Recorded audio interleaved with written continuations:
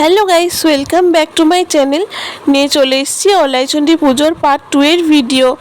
তো পার্ট 2ই আমি দেখাচ্ছি রাত্রেবেলার ডিনারটা।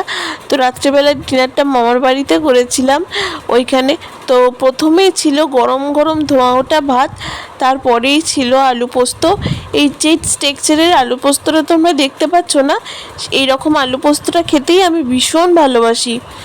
এরপরেই সব শেষে একদম চলে এসেছিল গরম গরম মাটন। তো তোমরা দেখতে পাচ্ছ মাটনটা একদম আলু দিয়ে ঝোল করা হয়েছিল, আর খেতে কিন্তু দুর্দান্ত লাগছিল।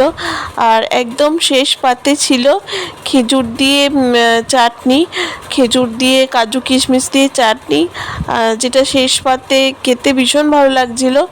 তো তোমরা যদি আমার ভিডিওটা শেষ অবধি দেখে থাকো তাহলে ভিডিওটাতে অবশ্যই লাইক শেয়ার সাবস্ক্রাইব করবে। বা